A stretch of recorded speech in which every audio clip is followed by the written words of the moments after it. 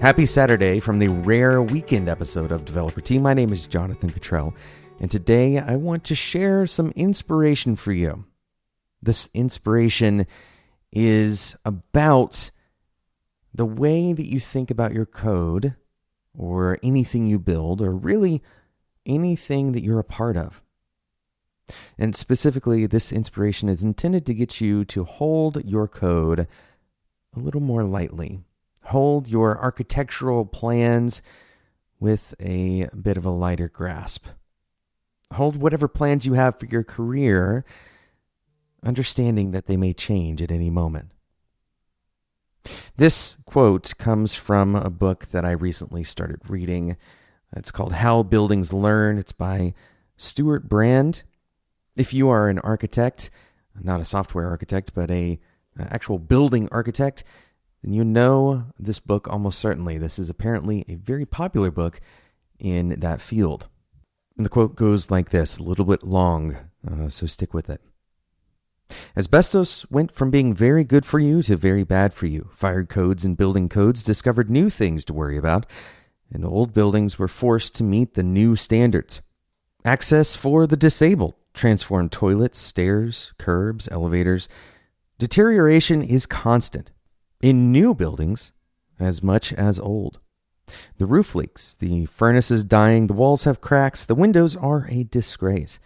People are getting sick from something in the air conditioning, and the whole place is going to have to be redone. And you can't fix or remodel an old place in the old way. Techniques and materials keep changing. Factory-hung windows and doors are better than the old site-built ones, but they have different shapes. Sheetrock replaces plaster, steel studs replace wood. You have to have vapor barriers, plastic plumbing, plastic electrical fixtures, a dozen new forms of insulation, track lighting, task lighting, uplighting, and carpet by the acre. The extent of change can be documented in the Architectural Graphic Standards, the American Builder's Bible for design and construction details. It was first published in 1932, selling in the hundreds of thousands. It was up to its eighth completely revised edition in 1988, with only one part of its 864 pages still the same after 56 years. More than half of the 1988 edition was new or revised since the 1981 edition, 7 routine years. The book goes on to explain how buildings change over time, even though when we first build them, we imagine that they won't. Does this sound familiar to you? Do you build software with this in mind, thinking that you've solved the problem once and for all? Maybe you don't build the whole project that way. Maybe you imagine that part of it will change, but almost certainly, if you're like me or like most humans, you imagine that there are parts that are permanent, that they're going to be that way no matter what. The truth is, everything changes. The needs that we have change. The tools that we have change.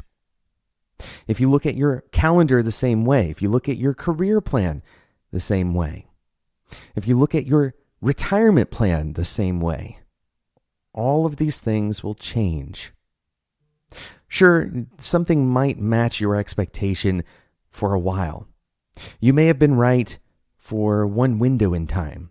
Things might solve your needs for today. But the truth is, if you were instead to think about your building, whatever that is, with a little bit more of a flexible mindset, open your hand a little bit, allow things to be built, not only able to change, but accepting and inviting of change.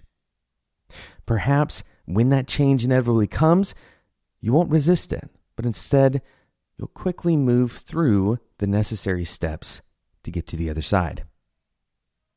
Thanks so much for listening to today's episode of Developer Tea. Once again, that quote came from the book How Buildings Learn, What Happens, and the subtitle is What Happens After They're Built. This is perhaps much more important than what happens in order to build them. The book is by Stuart Brand. Thanks so much for listening to this episode. I actually got the inspiration to purchase this book from Ernie Miller. Ernie has been a guest on the show twice. Ernie's current role, and I think this fits him perfectly, is People Empowerer. He works at Gusto. Thanks so much for listening to today's episode. And until next time, enjoy your weekend and enjoy your tea.